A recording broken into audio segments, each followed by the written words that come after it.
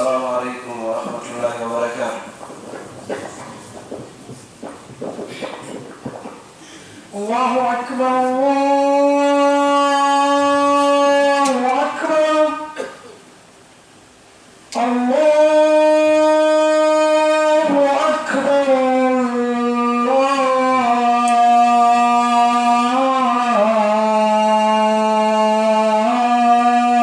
الله أكبر أشهد أن لا إله إلا الله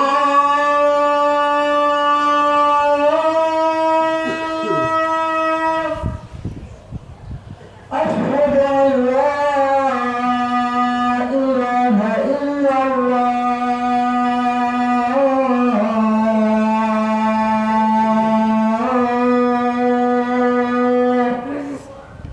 أشهد أن محمدا رسول الله أشهد أن محمدا رسول الله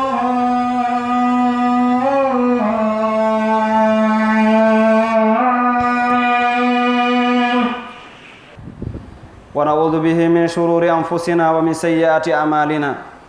من يهده الله فلا مضل له ومن يضلل فلا هادي له وأشهد أن لا إله إلا الله وحده لا شريك له وأشهد أن نبينا محمدا عبده ورسوله أما بعد عباد الله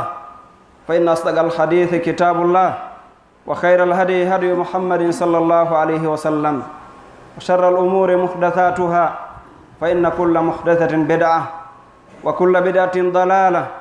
وكل ضلالة في النار. يا أيها الذين آمنوا اتقوا الله حق تقاته ولا تموتن إلا وأنتم مسلمون. يا أيها الناس اتقوا ربكم الذي خلقكم من نفس واحدة وخلق منها زوجها وبث منهما رجالا كثيرا ونساء واتقوا الله الذي تساءلون به والأرحام إن الله كان عليكم رقيبا. يا أيها الذين آمنوا اتقوا الله وقولوا قولا سديدا يصلح لكم أعمالكم ويغفر لكم ذنوبكم ومن يطع الله ورسوله فقد فاز فوزا عظيما. ما بعد عباد الله اتقوا الله تعالى وأطيعوا أوامره. عباد الله فكلنا يرى الناس في نهاية كل عام دراسي في شغل شاغل لاستعداد الامتحانات الدراسة بالمذاكرة ونراهم يحرصون كل الحرص على الاستفادة من الدقيقة الواحدة فلا نكاد نجدهم يفرطون فيها. والمفروض في كل مسلم أن تكون حياته مليئة بالعبر. عباد الله إن العبد المسلم جدير به إن رأى أحدا غلط استفاد من غلطه فتجنبها وإن رأى نارا تذكر بها نار الآخرة وإن رأى ظلمة تذكر ظلمة القبر وهكذا يا عباد الله. ولذا ينبغي لنا أن نقف من تصرفات الناس موقف الحازم اللبيب المؤتبر فباستعدادهم لامتحان الدراسة واستغلالهم للوقت وإحساسهم بأهميته علينا أن نتذكر الامتحان الأكبر الذي يشترك فيه الجميع ولا يمكن بحال من الأحوال أن يتصرف فيه الإنسان مثل تصرفه في امتحان الدنيا. فهنا قد يستطيع الطالب أن يأتي بالإجابة بواسطة أو بأخرى إما نقلا من كتاب أو من ورقة أو من عبارة يسترقها من آخر أو بغير ذلك من الأسباب التي يتقنها بعض الطلاب. أما في يوم الحساب فالأمر يختلف تماما. يختلف لأنك أيها العبد بين يدي رب غفور هو أعلم منك بنفسك ولو رمت الإنكار أو المكابرة كما هي حال بعض أهل الدنيا فإن ربك سبحانه حذرك من ذلك في هذه الدار وأخبر جل شأنه بأنه سيقيم عليك شهودا من نفسك فينطق بعض أجزائك. قال تعالى ويوم يحشر أعداء الله إلى النار فهم يوزعون حتى إذا ما جاءوها شهد عليهم سمعهم وأبصارهم وجلودهم بما كانوا يعملون وقالوا لجلودهم لما شهدتم علينا قالوا أنطقنا الله الذي أنطق كل شيء وهو خلقكم أول مرة وإليه ترجعون وما كنتم تستترون أن يشهد عليكم سمعكم ولا أبصاركم ولا جلودكم ولكن ظننتم أن الله لا يعلم كثيرا مما تعملون وذلكم ظنكم الذي ظننتم بربكم أرداكم فأصبحتم من الخاسرين وقال جل وعلا اليوم نختم على أفواههم وتكلمنا أيديهم وتشهد أرجلهم بما كانوا يكسبون وكذا بالنسبة لخوف الطلاب من الامتحان ووجلهم منه فامتحان الآخرة أولى بالوجل والخوف من هذا يتي الله سبحانه وتعالى waɗɗo ko yettire hanaɗo yettede en seyditiki ala handuɗo e dewal siwona kanko allah ko kanko tun o mara kafi diɗɗo wona ka jinna wona ka malaika wona ka yimɓe ɗen seydito oɗo annabajo tedduɗo ɓurɗo moƴƴude dendagal ɓiɓɓe adama ɓen ko jihaɗo makko ko nelaɗo makko allahu nelirimo yurmede wonande ndeɗo tagore yo allahu ɓeydan nelaɗo e sahaba en kisiye kamɓe e kala iwtirɗo ɓawo maɓɓe ha ñande allahu tabaraka wa taala roni leydi ndin e wonɓe hoore mayri ɓen siɓɓe julɓe nene gotoɓe ɓaawo nde yettuɗen allah duwalen e nelaaɗo sallllahu alayhi wa sallam miɗo wasiyo hoore am wasiyo gooto fof e mon ɓeydugol hulde allahu tabaraka wa taala kala ka woni ɗon hara yen fof meɗen sikki ala hiɗen reeni e kala hitande ka lannode mayre hitande ka janngeteɗon ka fayɓe ɓen janngata ɗon ka lekkolji e yiye sukaaɓe ɓen worɓe e rewɓe tawa hiɓe hittini hiɓe rewto hiɓe prépare o fii examen ji waɗayɗi ɗin fii wota ɓe perdu golle maɓɓe ɗe ɓe golliɗen e nder lebbi ɗen jeenayi e yiyey hiɓe rerɗi kala rerɗande ɓe jaɓata hay waktu gooto ɓe jaɓata hay minute gooto fuutoɓe tawa ɓe jogii kayji maɓɓe ɗen hiɓe rewto fii tuy yoɓe heɓu résultat fii yoɓe avance ɓe yaha ka ɓe yahata toon yeeso haray koni hanani kala neɗɗo julɗo fokkutuɗo ko allahu subhanahu wa taala no haani tawa gurdam makko ɗan hiɗan hebbina tewtasa kuye si neɗɗanke yii e musidɗo mum faljere o eto ha o ƴetta faljere on ɗon nden o watta e sala makko o wawa siko kanko falji o heɓɓito tawa o jaɓali yande ka musidɗo makko o yani ɗon si o haynike yiite no huɓɓi o andita yiite ngen yawmal qiyama nge tawata ko goto e werdeji yahoɓe toon ɓen yo allah dandu en natoyde e magge si on tigui yii niwre no niɓɓiti jemma ndeygo ala kuran ala o andita ñande go o wallinoyte kaɓuru makko tawa nden ñande ndeyginantamo toon sewna golle makko ɗen o andita niwre qaɓuru ndun o heblano ndu qaɓuru nde mayɗe nden no tawa mo ɗaɓɓi ndeyguji ko hino ndeyginanamo e hendu ko hino wifamo toon e ɓoɓol ko hino ɓuɓɓinanamo tawa o ngulatake o niɓɓatake nder toon yo allah arsuko en ɗum haray musidɓe jul ko ɗum waɗi no hanani en fof meɗen ka daroɗen darande neɗɗo ƴoƴƴuɗo marɗo hakkil ndaren taskoɗen ɓe sukaɓe wonɓe heblanade fi examen ji maɓɓe waɗoɓe bakke examen ko nandide tawi ɗum no ɓe woni gollitirde tan maɓɓe on noon fewdu révisugol enen kadi etoɗen tawa ko ɗo woni fuɗɗode meɗen nden kamɓe kaɓe hatti ɗon tawa enen ko ɗon woni fuɗɗode meɗen nden e wakkilanagol heblanagol hasbore nden yeeso allahu tabaraka wa taala on tigui anditira ɗum hasbore nde yeeso allah ñande nde tawata tagore nden fof immintinte darne yeeso allah e tumbere wootere e leydi wootiri tawa si allahu tabaraka wa taala yewti wonɗo takko makko e ɓurɗo woɗɗitade on nanayi nanande wootere tawa hay gooto landidotako ko honɗum wiya hay gooto mankatake ɗon nde ñande ngal tumbodiral mawnungal ɗon on examen ɓurɗo mawnude ɗon ka tawata annabaɓe ɓe waɗete examen ɓe nula e muɗum ɓe watte examen lamɓe ɓen watte examen laamanoɓen kadi waɗete examen marnoɓe jawle ɓen ɓe examinete ɓe maraɓen kadi kamɓe kadi ɓe landete ɗo ko sukaɓe jannguɓe ɓen tun landete a jannga a landatake amma yawmal qiyama o examen mawɗo ɗo goto fof o landitoyte hay goto o yejjidetake hay goto accatake goto fof o landete gurdam makko ɗon ɗan o feƴƴini ɗo ɗan ko honno o feƴƴiniri ɗan nden ñande fof hino fota goto fof o landete hay goto wawata firlisade ɗon firlisande nde tawata wona o firlisinonede ka aduna ga ka aduna ɗo talibajo on no wawi etade o jaabo ko o landa kon imma o rewra laawi ɗuɗuɗi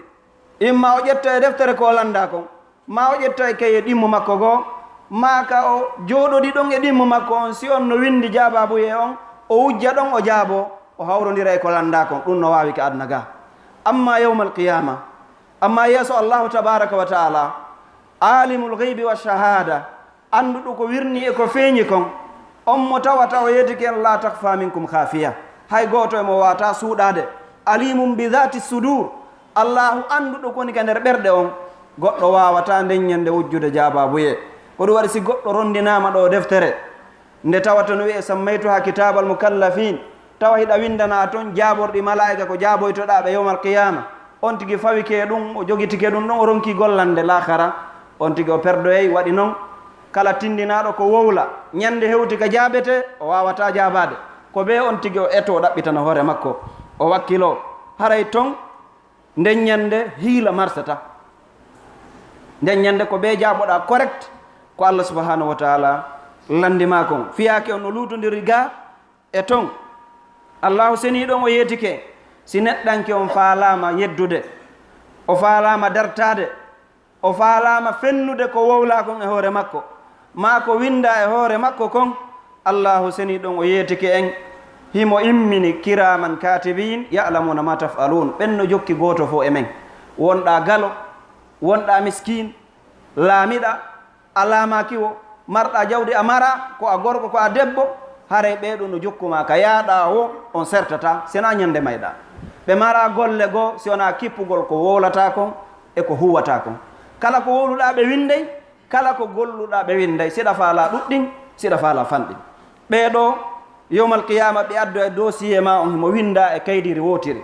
jomiraɗo subhanahu wa taala ferondi e ma o yeytoma iqra kitabake kafa bi nafsika al yawma alayka hasiba janggan hoorema deftere maɗa nden ko windunoɗa kon e ko gollunoɗa kon ka aduna ma fof hino windiɗo janggan hoorema jomiraɗo subhanahu wa taala wi ñande ayɓe allah ɓe moɓidiroya ɓe fokkintinaka yiide jahannama tawaɓe sogge malaika hino suppa ɓe no iwtiri ɓawa maɓɓe no jogui looci no feroɓe ka jahannam allah wi si ɓe ari yiite ngen nanɗe maɓɓe ɗen gite maɓɓe ɗen guri maɓɓe ɗin ɗi seeditoto e hoore maɓɓe ko ɓe laatino heɓe gollayno ka adnaga kon ɓe fewtita ɗiɗo guri eɗe juuɗe eɗe tere maɓɓe wowluɗe ɓe innana guri ɗin ene ko honɗum wowlan ɗon e hoore men ko honɗum seeditanino ɗon ko golluɗe ɗen kon ka adnaga juri ɗin wiya guri ɗi wiya ɓe wowlinimen on allah jowolɗinɗo kala hunde ko kanko taguno on ka arande laawol ko ka makko ka kadi woni ko ruttoto ɗon allahu seni ɗo wi kala ko laatino ɗon suuɗayno fii wota ɗum yi'e wota ande noppi moɗon ɗin jenti gite moɗon ɗe yi'i guri moɗon ɗin memi ɗum fof hino winda on sikkuno allahu tabaraka wa taala anda ko ɗuuɗi e ko on ɗon gollude kon ɗum noon ko sikke mon ɗe sikkuɗon joomi mon allahu subhanahu wa taala halkiri on saabu ɗum jeeyaɗon e perduɓe yo allah subhanahu wa taala dandu en jeeyede e tawoyteɓe ɓeɗo allahu seni ɗon o wi ñande dargal ngal dari ka suratu yasin allah wi hande men fermay kundule maɓɓe ɗen yewta men juuɗe maɓɓe ɗen seedito koyɗe maɓɓe ɗen ko ɓe laatino kon hiɓe faggito ka aduna ga haray koni ko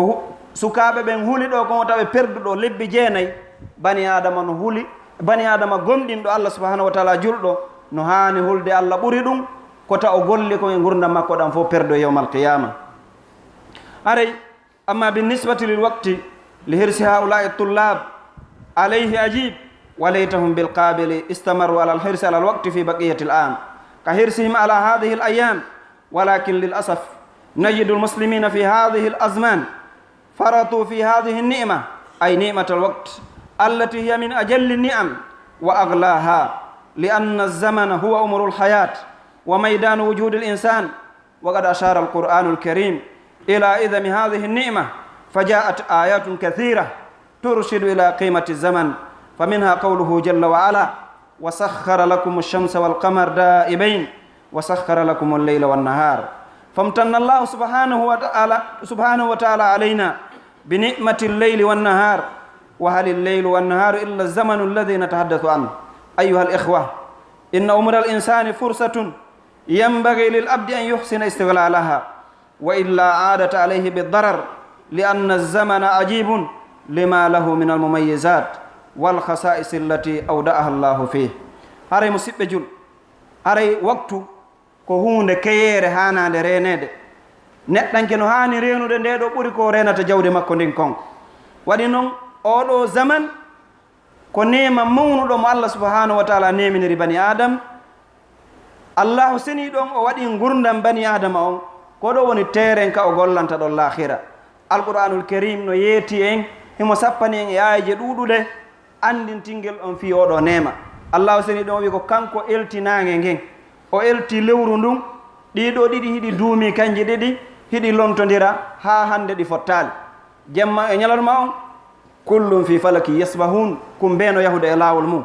allah tabaraka wa taala o elti jemma on e ñalalma on haray ko ɗiɗo ɗiɗi woni tan on ko ɗiɗo ɗiɗi woni zamanu ngun koye ɗiɗo gurdam maɗa ɗa woni lannude ko fi oɗo taw wonde yewtude haray musidɓe jul gurdam neɗɗanke on ko tan mo tawata hani ka o jogitomo o zeramo tawa o yebalimo e hoore ko nafatamo sabu noon fiyake tan on kañum wawa piiji heddi tiɗɗin kala ko feƴƴi e muɗum tawa e artata hande kadi waktu arɗo on no woodi ko hanuɗa ko ɗaɓɓiraɗa ya gollu fewno ɗon waktu feƴƴuɗo on golle ko a gollali ɗon ko a wata gollude ɗum e waktu fewdiɗo ɗo sona ɗon haaray ko o waktu ɗo wonɗa yeɓude ko ɗum waɗi kala tan arɗo neɗɗo julɗon no hanimo golletirde haray tan no heewi ko no yaawi ko yahata wono duule ɗe woni yarde ni wono yirɗen seconde aji no yara ni wono yirɗen no wonɗen foofirde ni ko ni gurdanɗa woni lannirde haray e ɗe ɗo mofte muhammadin sallllahu alayhi wa sallam nelaɗo yeetike wonde gurdanɗan hino raɓɓiɗe wono ɓe makirani en hadise mo imamu tirmisi filli amaru ummati ma bayna 60 ila 70 wa aqalluhum man yajuzu zalik gurdam mofte an ɗen ko hakkude 60 e jeɗɗi no fanɗi ha wonɗo feƴƴude ɗon aray ɗe reni ɗum e oɗo zaman kala heɓuɗo duuɓi jeɗɗi ila ɗon heeɓi yeeso hande kadi haray kara han o nafirta hoore makko nafere o nafa goɗɗo goo aray allah walla mo taw o gollino aɗo ndeññande o préparé fi ka o nawyata ɗon haray no jeeya e ko waktu on sertiri e piiji heddi tiɗɗin no wiruɗen ni kala ko feƴƴi ɗum ɗo yeltitotako kala ñalande yawnde kala leere yahuɗo kala minute feƴƴuɗo laatanta ko neɗɗanke on ko o mari doole wo yiltitugol ɗum ɗon ko ɗum waɗi gooto e yuɓɓidiroɓe yewtere o wi wamal mar'u illa rakibun dahara umri ala safari yufnihi bil yawmi wa shahr yabitu wa yushi kulla yawmin wa layla ba'idan an ad-dunya qariban ila al-qabri walidha falwaqtu anfasu ma yamlikuhu al-insan wa aghlahu yaqulu al-hasan al-basri rahimahullahu ta'ala ya ibna adam innama anta ayyamun majmu'a kullama dhahaba yawmun dhahaba ba'duk wa man jahila qimata al-waqti al-an fasayati alayhi yawmun ya'rifu fihi qimatahu wa nafasatahu walakin ba'da fawati al-awan aray musidɓe jul oɗo neɗɗo yuɓɓidiro o yewtere o wi wonali gurdam neɗɗanke wonali neɗɗanke fof neɗɗanke si wona himo waɗɗi hoore gurdam makko ɗan ko hoore majja woni o yahude himo e hoore setoyagal ko jemma e ñalorma woni gollannata ngal himo weetude o niɓɓa kala jemma hewtuɗo kala ñallal weetungal haray on tigi o ɓattike laakara makko on o woɗɗitike aduna on ko ɗum waɗi gooto fof yo hittin o hulu allah subhanahu wa taala o gollitira oɗo waktu ko ɗum ɓuri seerude prix e kala ko neɗɗanke on jogii dollar ji ma ɗin eroji ɗin kanŋe karisi ko marɗa kon waktu on no ɓuri seerude prix ɗum ɗon waɗi ɗum ɗon no waawi yeeboɗo joni goɗɗo o korama ma heɓira nokkugo amma waktu on si o perdi a rewali allah e makko haray on ɗon tan on a perdimo a wawatamo hewtade hande kadi haray ko ɗum waɗi no hani ka hulen allah subhanahu wa taala reeno ɗen e oɗo tan tawa e yeebalimo imamul hasanul basri rahimahullah o wi ko ayyo ibnu adam ko a moɓodiral ñalɗi ko ñalɗi moɓediraɗa waɗanaɗa hiɗa happana beru ko wurata balɗe ɗe wurata ɗen feƴƴata he ñallal kala ñallal yahungal ya andu yoga e ma on ɗoytike haray ko ɗum waɗi ya hulu allah subhanahu wa taala gollitira tan on kala neɗɗo welsidiɗo e waktu muɗum on hande o ronkimo gollitirde e ko nafatamo yawmal qiyama o ɗoyti faale aduna on o ɓeydi faale lahira on o gollani lahira ɓuri ko gollanta aduna kon hara aduna on welsidinalimo ha o yeddi allahu tabaraka wa taala o ninsoyey ñande tawata ninseɗen nafata o anditoyey waktu on e valeur makko on fewdo ka anditugol nafata alqur'anul karim no anditinay ɗum e nokkele ɗiɗi ka neɗɗanke on ninsata nokku arano on ko sangane meyde nden hewti lajal ngal ɓatti neɗɗanke on fewditi lahira o huccite aduna piiji ɗi o jeynoɗin fof ɗi mettitimo tawi hande kadi ko suti o ko lahara e oɗo tan neɗɗanke on yeloto sindo hara o nennante yeru sa i hun gokkunni o moƴƴintina ko o bonnuno kon o hewtito ko tawata fuutikemo kon tawa noon ɗum ɗon ko hayhat wawata yilditade jomiraɗo subhanahu wa taala o wi ya ayuha alladina amanu la tulhikum amwalukum wala auladukum an dhikrillah wa man yaf'al dhalika fa ulaika humul khasirun wa anfiqu mimma razaqnakum min qabli an ya'tiya ahadakum al-mautu fa yaqula rabb lawla akhartani ila ajalin qarib fa asaddaqa wa kun min as-salihin wa yaruddu Allah subhanahu wa ta'ala ala hadhihi al-amani al-farigha biqawlihi jalla sha'nuhu wa lan yu'akhkhira Allahu nafsan idha jaa ajaluha wallahu khabirum bima ta'malun. haray jomiraɗo subhanahu wa taala wi kono e gonɗinɓe wota welsindin on jawle mon ɗen ɗe on ɗo ɗaɓɓude ɗen ta ɗum soholin on ta ɗum perdin on e tammoɗon on wota jaw ɓiɓɓe moɗon men kadi welsindin on gay jantagol inde allahu tabaraka wa taala rewgol mo kanko subhanahu wa taala kala waɗɗo ɗum o jeyete e perduɓe ɓe yawmal qiyama. allahu seni ɗo wi dépensé jawle moɗon ɗen dépensé kala ko men okki on e taaga fi allahu tabaraka wa taala fi on hetto joddi ndin ko atti aroyde goɗɗo e moɗon mayde nden lajal ngal hewtamo o inna allah hara a nennenayno ha e lajal ɓattingal mi sakko komi sakkanoki kon mi jeye e yimɓe moƴƴuɓe ɓen. allah subhanahu wa taala wi'amo allahu nennanta wonki wo wonki si lajal makki on ari allahu on imo humpiti kala ko jiyaɓɓe woni gollude kon yo allahu tabaraka wa taala arsuku en dankagol oɗo waktu mo tawata ko e oɗo woni malore meɗen nden yo allah subhanahu wa taala arsuku en gollal ngol ka fokkutuɗen toon o jaɓana en kala ko wonɗen gollude kon. aqulu qawli hada wa astaghfirullah li wa lakum istaghfiruh innahu huwal ghafurur rahim. alhamdulillahi rabbil alamin wal aqibatu lil muttaqin wala udwana illa ala adh-dhalimin wa ashhadu an la ilaha illa allah wahdahu la sharika lah wa ashhadu anna nabiyyana muhammadan abduhu wa rasuluh. amma ba'du ibadallah, amma al-mawqifu ath-thani الذي يندم فيه الإنسان فهو في الآخرة حين توفى كل نفس ما عملت وتجزى بما كسبت ويدخل أهل الجنة الجنة وأهل النار النار فيتمنى أهل النار لو يعودون مرة أخرى إلى حياة التكليف فيأملوا صالحا فيقول تعالى مخاطبا الكفار ومعنبا لهم على إضاءتهم أعمارهم في الكفر والذين كفروا لهم نار جهنم لا يقضى عليهم فيموتوا ولا يخفف عنهم من عذابها كذلك نجزي كل كفور. arayɗen yetta allah subhanahu wa taala seedi to ala handude dewal sena kanko allah seedi to ɗo annabajo tedduɗo ko jeyaɗo makko ko nelaɗo makko yo allah ɓeydanmo kisiye kanko e sahabaɓe kala ñamtinɗoɓe ha dargal ngal daro so ɗum feƴƴimo siɓɓe julɗo mawɓe fuɗimmo ka neɗɗanke yeeɓuɗo tan perdoyta ɗon ka o ninsoyta ɗon yawmal qiyama ko ñande wonkikin emmintinoya yimɓe ɓen jonnita joddi golle muɗum ɗen gooto fof hetti ko golli kon yimɓe aljanna ɓen naada ka aljanna ɓe wernoya yimɓe yiite ɓen naada ka yiite ɓe ɓiƴoye ton tawa hiɓe lette kadi e hoore ɗum iɓe winne iksa'u fiha lonje ka yiite jahannam. nden ñande yimɓe yiite ɓen ɓe yeloto sindo hara ɓe artirteno ko aduna ga ɓe artirteno ka gurdan kaɓe fawano gollugol ɗo ɓe golla noon golle moƴƴe ɗe ɓe gollano. allahu subhanahu wa taala yeeto heferaɓe ɓen ɓe hoolanoki dargal hino woodi ɓen allah wi ɓe yimɓe yedduɓe allahu subhanahu wa taala no woodani ɓe yiite wiyetege jahannam. allah wi ñawatake hoore maɓɓe maygol sakko ɓe maaya wona o wiri noon la yamutu fiha wala yahya neɗɗanke wurotaka yiite gurdan nafay ɗan o mayata kadi sakko o fowto andi toon no satti on tigui mayata maygol ala wurugol kadi gurdan moƴƴan ala. allah wi la yuqda alayhim fayamutu la yuqda alayhim almaut fayamutu allah windata e hoore maɓɓe yoɓe maayu noon ɓe fawto ɗum ala toon ɓe mayata ɗum ɗon ko goo wala yuhaffaf anhum min adabiha lette yite gen ɗuytantake ɓe ñande ɓe ko ɓeydo yarde yeeso ñande ɓe ko ɓeydugol yarugol yeeso ɗuytatake. allah subhanahu wa taala wa kadhalika najzi kulla kafur koni min yeddirta kala neɗɗo yeddunoɗo allah subhanahu wa taala tawa hiɓe sonka ka yiite toon yastarihuna fiha rabbana akhrijna hiɓe sonka ka yiite toon allah yaltimmen na'mal salihan gayra alladi kunna na'mal min golle moƴƴe ta naɗo min gollunoɗen subhanahu wa taala landoɓe awalam no ammirkum enen min wurnano on ma yatadakkaru fihi man tadakkar tan dumunne mo tawata no wawno wajitade wajitotoɗo wa ja'akum nadir jertinowo ari on annabajo ari o yettini e dow moɗon nelal ngal o hulɓiniri o lette allah ɗen al indar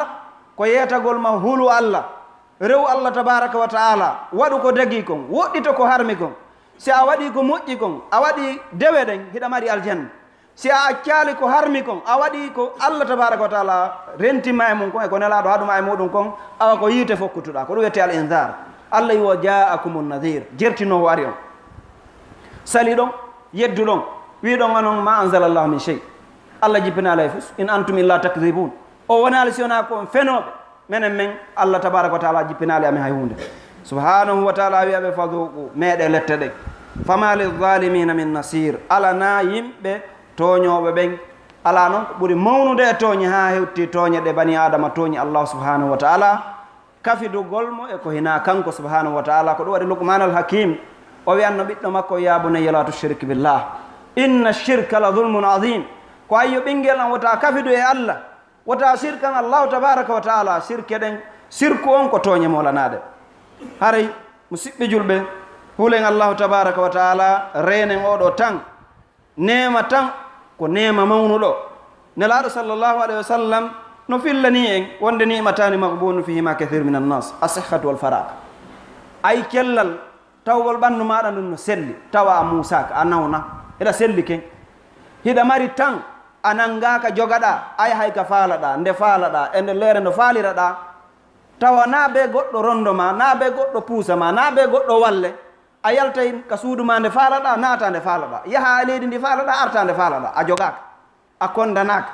hay hunde ko sakkima a yaltugol ala hiɗa selli ken ɗi ko nemaji ɗiɗi ni tagore ɗuɗunde no welsidi e ɗin tagore ɗuɗunde no welsidi e ɗin haray noon hanana en ka welsidoɗen e ɗiɗo haray no hani ka wakkiloɗen hulen allah subhanahu wa taala anditen ka fokkutuɗen ton haray oɗo tammo wonɗen ɗo allah waɗi sukaɓe ɓen ɓe golli hitande nde lenni résultat ji jonni tama ko ɓuri ɗuɗde ko ma fou hande kadi ɓe heeɓi tan lebbi ɗiɗi ɗo ma lebbi tati hande kadi ɓe ala janngude si en tertoriɓe ni koɓe jangi kon e lebbi ɗin jeenayi ma lebbi seeɗaji ɗi ɓe jangi ɗin hikka ɗum yeeboto haray kon ɗum wasodirten hakkudeji men sukaɓe ɓen wakkilo ɗen jogitoɗen ɓe tawɓe perdani sukaɓe ɗuɗuɓe no ka carrefour ji hande no nodda ɗo bambeto e causa waɗa kilanɗo yaagal ko janngaynoɓe nde lekkol lanni ɓe accita ɓe yalti ɓe nangi poddagol pi e zuugol kanda ha ɓe wowtodiri goreɓe maɓɓe bomɓe ɓe janngata ɓen ha ɓen sekki ɓe yaade e maɓɓe ka carrefour uji ɓe wonti fiimoɓe dorogo e noddoɓe ka carrefour uji ta ɓe hewtotaka mawɓe maɓɓe ɓen ɗum to ko welsindare yoga e jebimɓe haray woto en jaɓu wowde noon sen wakkiliki hitande nden fof ɗen géri e yoɓay koɓe janngata kon en sooday fourniture koɓe janngirta kon si wiyeti bimɓe en immineɓe ka l'école e yoɓe nayɓe e waɗa kulle so en fino ɓe janngira si tawi woni l'école on fermi woto en jaɓu ino yeebo ndaren gotele piiji ɗiɗi imma ƴetten ɓe naɓenɓe ka duɗe ka wona hunjinede ton ɓe wona toon yoɓanen ɓe beru vacance on ɓe wona toon ɓe jangga alqouranul karim ɓe rewto kayeji maɓɓe ɗin ɓe wonde e yimɓe moƴƴuɓe ɓen ɓe jangga deftere allahu tabaraka wa taala nden ɓe jangga diina maɓɓe kan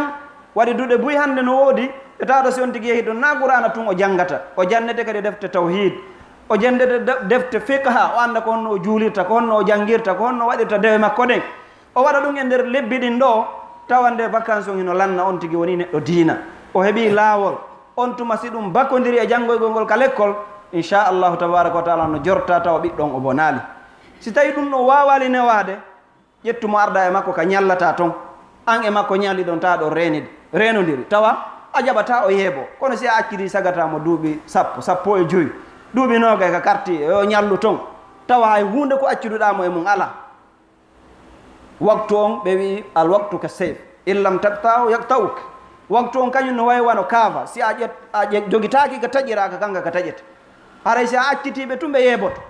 on tuma haray yangi ki yangiɗakin ko fof ki perdi yo allah subahanahu wa taala dandu en haray oɗo tan vacance on ɗo etoɗen jogitoɗen fayɓe ɓen no haani jogidorte noon tawa en jaɓaali ɓe yeebo ɗen anndi no jeeya e ko neɗɗanke accata ɓaawo makko tawa nafaymo ɓaawo nde o maayi wala ɗum salihu yadu ola ɓiɗɗo moƴƴo mo no du'ano jommum kono ko honno ɓiɗɗo du'oranta bemmum so annda diina vabil mustahil wawata wonde neɗɗanke ko annda fi mum kon ko o majjaɗo ɗum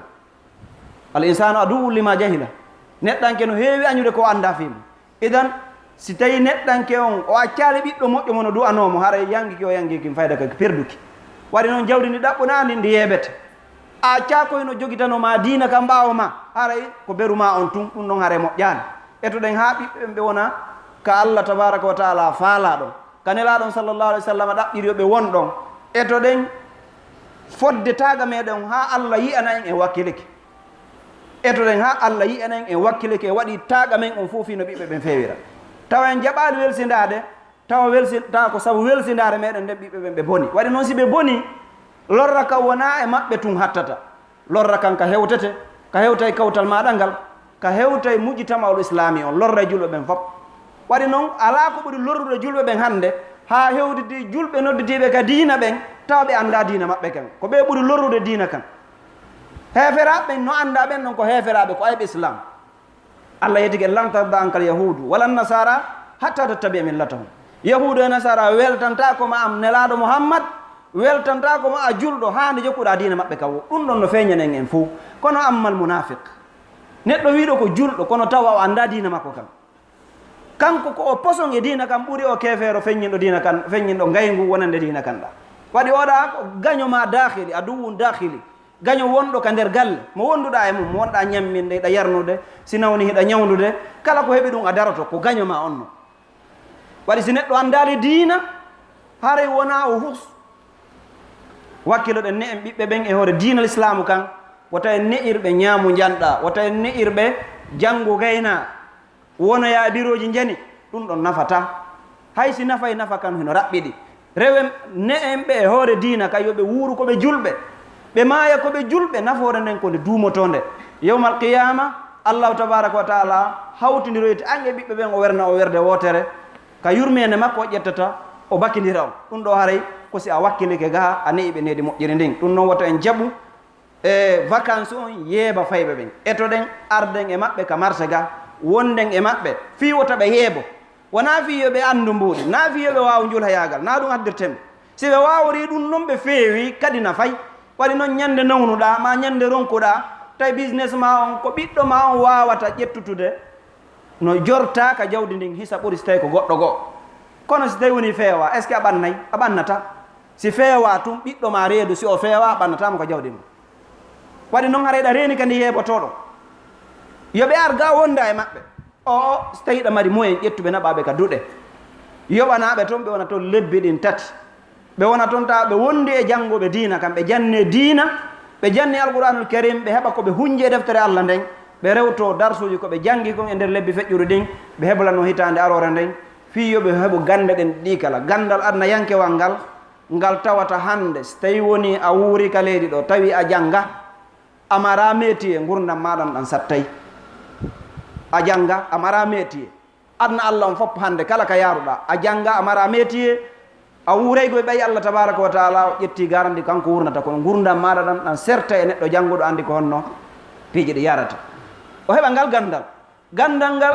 ɗaɓɓirngal laakara ngal o dolno e ngal ɗon waɗi ko ɗum ɗo woni ko heddoto wal akhiratu hayrun wa abqa ko laakara o moƴƴi ko ɗum heddoto yo Allah subhanahu wa taala hiwan en ɓiɓɓe meɗen ɓen en torki Allah subhanahu wa taala yo fewnuɓe diina l'islamu kan yo Allah woɗɗintinɓe beere e dorogo e kala ko tawata bonna e haqqille ɗen yo Allah arsuku en ko dagi ko ne'iren ɓe yo Allah waɗuɓe ɗigganɓe en yo Allah arsuku en ɗiggere maɓɓe nden holla en yottagol maɓɓe ngal tawa ɓe nafa en ka adna ɗo ɓe nafa en yawma alqiyama aqulu qawli hada wa astaghfirullah li wa lakum istaghfiruhu innahu huwal ghafurur rahim ربنا آتنا في الدنيا حسنة وفي الآخرة حسنة وقنا عذاب النار ربنا هب لنا من أزواجنا وذرياتنا قرة أعين واجعلنا للمتقين إماما اللهم أعز الإسلام والمسلمين وأذل الشرك والمشركين ودمر كيد أعداء الدين برحمتك يا حي يا قيوم اللهم آمنا في أوطاننا اللهم آمنا في أوطاننا اللهم ارزقنا الأمن والاستقرار في هذا البلد وسائر بلاد المسلمين اللهم احفظ دينك وكتابك وسنة نبيك محمد صلى الله عليه وسلم وعبادك الموحدين في هذا البلد وسائر بلاد المسلمين. اللهم احفظ دينك وكتابك وسنة نبيك محمد صلى الله عليه وسلم وعبادك الموحدين في هذا البلد وسائر بلاد المسلمين برحمتك يا حي يا قيوم يا عزيز يا غفار. سبحان ربك رب العزة عما يصفون وسلام على المرسلين والحمد لله رب العالمين.